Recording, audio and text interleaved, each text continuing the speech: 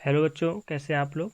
प्यारे बच्चों, इस वीडियो में हम लोग डिस्कस करेंगे क्वेश्चन नंबर फर्स्ट एक्सरसाइज 3.1 से class 10th math NCERT book से। क्वेश्चन नंबर फर्स्ट देखिए बच्चे क्या कह रहा है।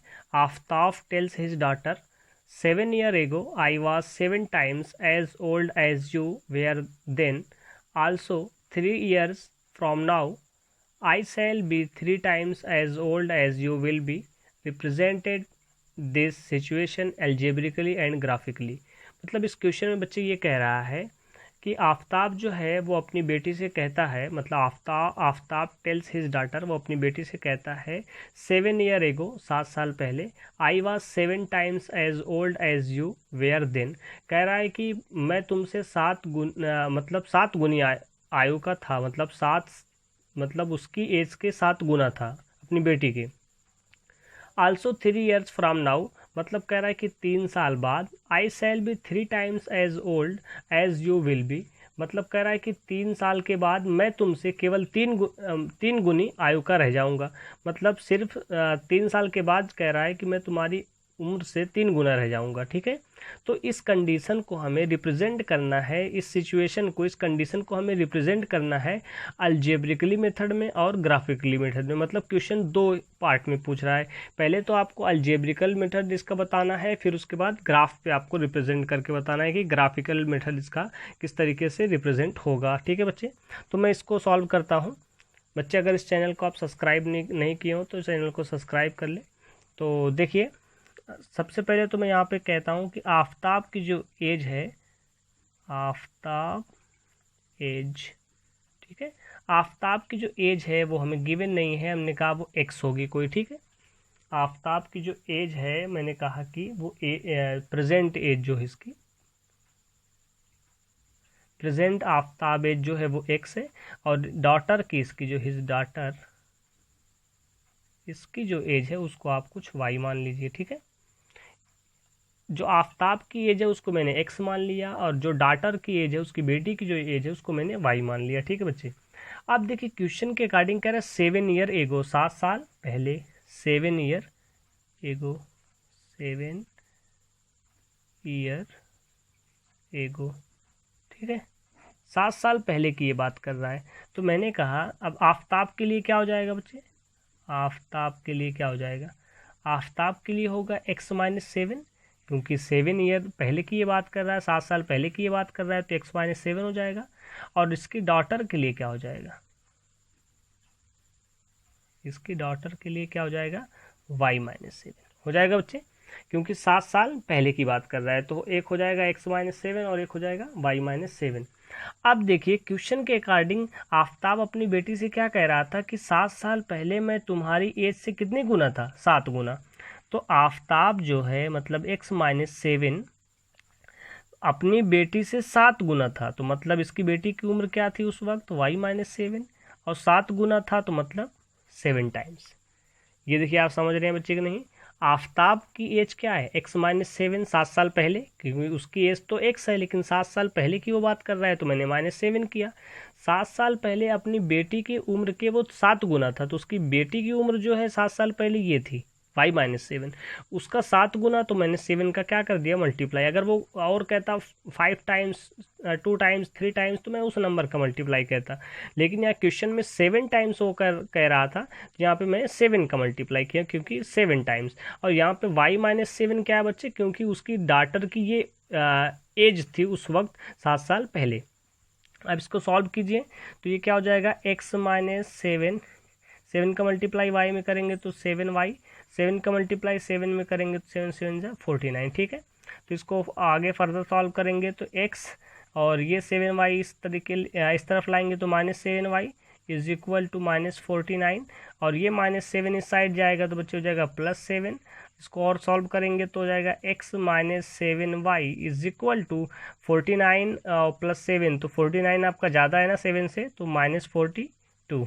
तो ये आपकी एक इक्वेशन बन गई। इसको मैंने कहा इक्वेशन फर्स्ट। ये ऐसी इक्वेशन को आप बोलते हैं अलजेब्रिकली मेथड, मतलब कि अब आपका एक इक्वेशन आपकी सॉल्व हो चुकी है। लेकिन इसमें एक चीज़ और भी कह रहा था, वो देखिए यहाँ पे, also also 3 years from now, 3 साल बाद, I shall be 3 times as old as you will be.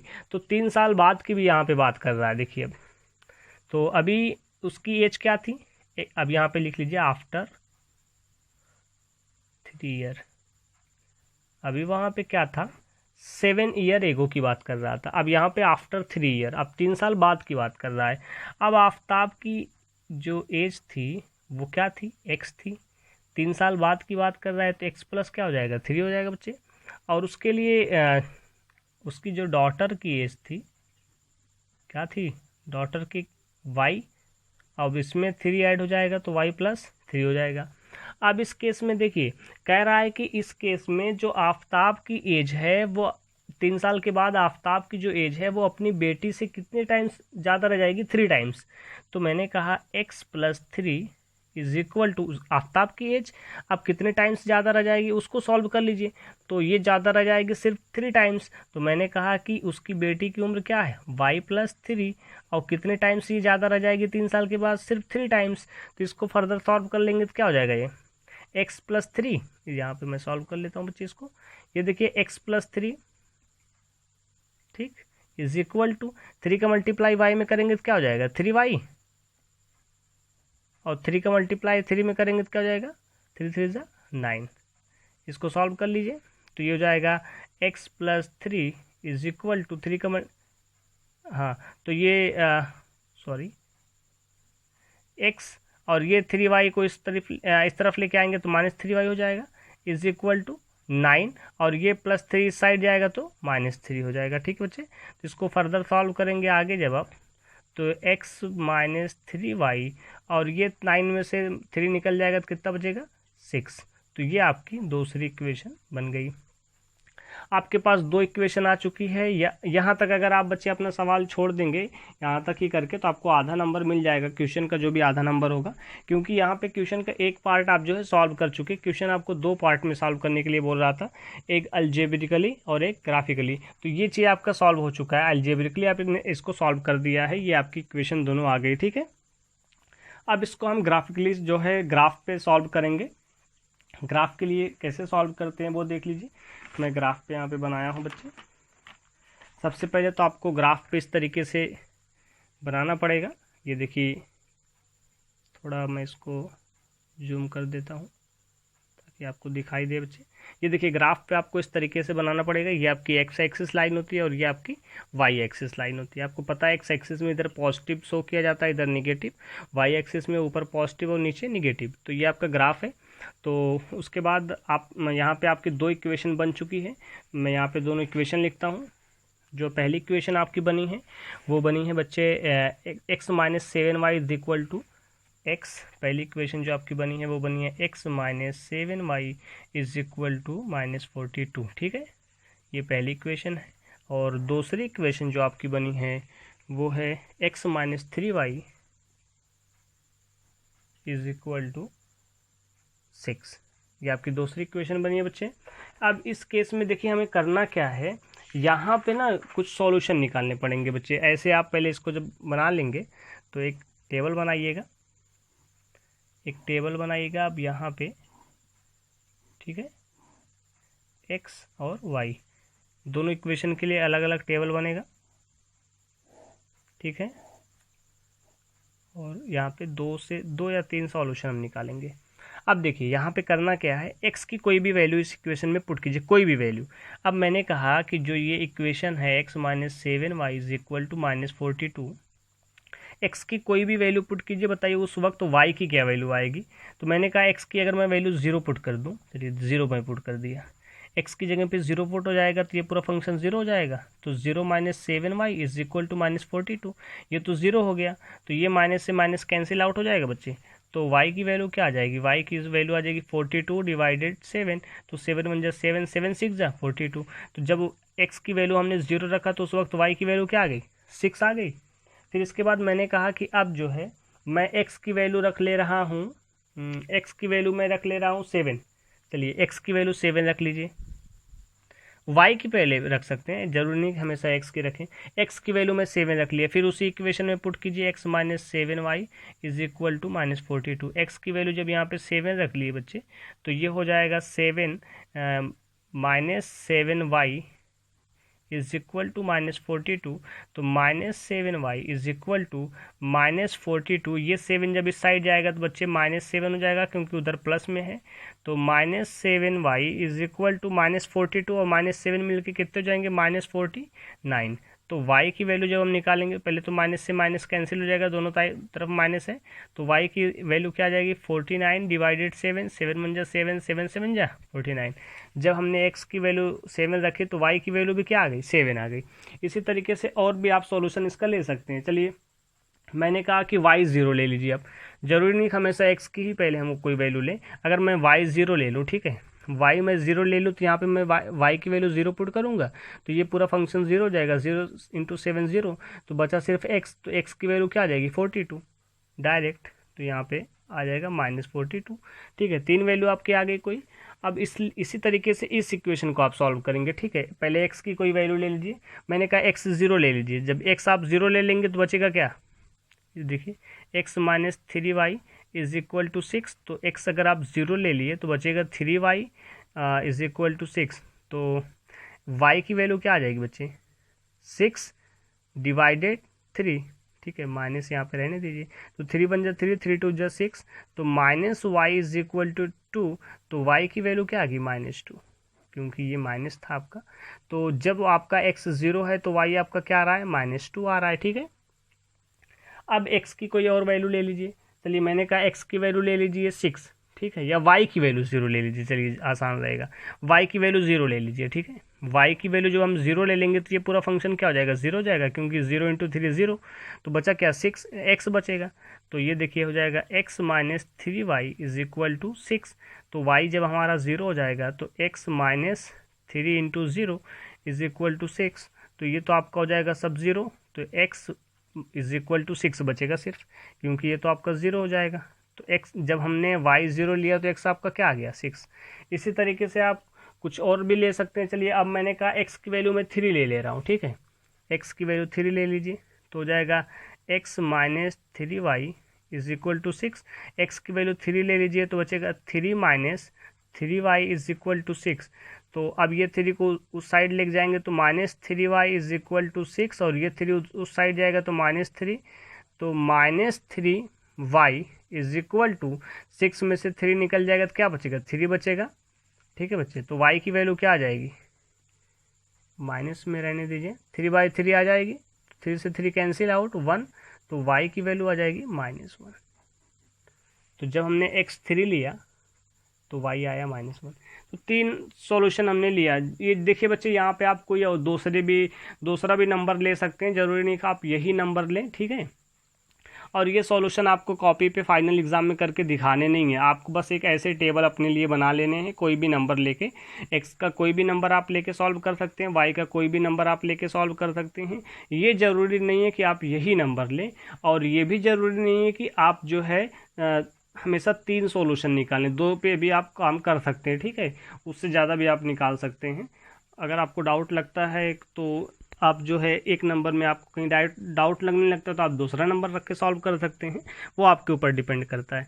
तो अब देखिए ये जो टेबल बना है बच्चे, इसी के ऊपर अब आपकी जो ग्राफ जो बनेगा, जो ग्राफ इसी पे बनेगा। ठीक है, चलिए देखिए, अब x आपका जब 0 है, पहली इक्वेशन के लिए सॉल्व करेंगे, पहले हम इस इक्वेशन के लिए सॉल्व करेंगे, फिर इस इक्वेशन के लिए सॉल्व करेंगे। ठीक है, तो इसको आप लोग नोट डाउन कर लीजिएगा बच्चे। तो देखिए पहली इक्वेशन का जब x 0 है तो y आपका क्या है, अब इसको आप सॉल्व करेंगे। देखिए यहाँ पे मैं अब इसको लिखूँगा बच्चे, पहली इक्वेशन में जब आप x 0 मतलब 0 तो आपका यहीं पे मिलता है ओरिजिन पे, उस वक्त आपका y क्या था 6, मतलब यहाँ पे y हमारा क्या था उस वक्त 6 था। तो मतलब इस पॉइंट पे 0,6 आपका यहीं पे मिल रहा है, 0,6 इसी पॉइंट पे मिल रहा है, इस पॉइंट पे। ठीक है, 0,6 यहाँ पे मिला। अब उसके बाद फिर आपका क्या बना, यहाँ पे x भी 7 और y भी 7। दूसरे केस में आपका x भी 7 है y भी 7। तो एक्स एक्सिस का 7 कहाँ पे, देखिए यहाँ पे एक्स एक्सिस का 7 यहाँ पे, वाई एक्सिस का 7 यहाँ पे। तो अब इस कोऑर्डिनेट ये देखिए ये जा रहा है आपका 7 × 7 मतलब यहाँ पे 7 × 7। देखिए पहले इक्वेशन का 2 पॉइंट आपको मिल गया है, पहले इक्वेशन जो आपने बनाए थे उसका दो पॉइंट आपको मिल गया। अब इस दोनों पॉइंट को बच्चे आप मीट कर सकते हैं, ठीक है, इसको आप जो है मिला सकते हैं। तो मैंने कहा अभी दूसरे पॉइंट के लिए भी, अब देखिए इस पॉइंट को आप मीट कर सकते हैं, जो भी दोनों पॉइंट आपको मिले, ये पॉइंट है और ये पॉइंट, ठीक है, ठीक है। ये अब इस लाइन पे किस इक्वेशन की ये लाइन है उस इक्वेशन को यहाँ पे आप शो कर सकते हैं। ये आपकी इक्वेशन थी x - 7y is equal to x - 7y is equal to -42 की ये लाइन है, ये आपकी इक्वेशन थी, ठीक है। अब दूसरी इक्वेशन के लिए चलिए, उसमें हम आपका जब x 0 है तो y आपका क्या है -2, x 0 आपका यहाँ पे है ये, और -2 आपका यहाँ पे, मतलब ये पॉइंट आपका शो करेगा 0, -2 का, ठीक है, 0, -2 यहाँ पे आपका है। और उसके बाद फिर x आपका 6 है, y आपका क्या उस वक्त 0 है, तो x आपका 6 यहाँ पे है, y आपका 0 यहाँ पे है, ठीक है। तो मतलब यहाँ पे आपका रिप्रेजेंट होगा, ठीक है, y x एक्सिस पे रिप्रेजेंट किया जाता है। तो ये आपका होगा 6, y आपका 0 है उस वक्त, हाँ, तो 6, 0, तो ये पॉइंट आपका रहा, ठीक है बच्चे। क्योंकि यहाँ पे देखिए आपका x.6 है और y एक्सिस आपका 0 है, क्योंकि y एक्सिस पे 0 आपका सॉल्यूशन आया था। अब इन दोनों पॉइंट को आप मीट कर देंगे, इन दोनों पॉइंट को आप अब इस लाइन पे आप लिख सकते हैं, जो भी इसकी इक्वेशन आपकी थी, x - 3y is equal to 6, x - 3y is equal to 6, ये आपका सॉल्यूशन रहा। इस तरीके से बच्चे ये ग्राफ आपका ड्रा होगा इस पहले क्वेश्चन का। तो मुझे उम्मीद है कि आप ये समझ गए होंगे। अगर कहीं पे भी बच्चे आपको डाउट है तो आप कमेंट बॉक्स में पूछ सकते हैं, जिस जगह पे भी आपको समझ में नहीं आया आप उसको पूछ सकते हैं। अगर इस चैनल पे आप नए हैं तो इस चैनल को सब्सक्राइब करें और अपने दोस्तों तक भी शेयर करें। Thanks for watching the video.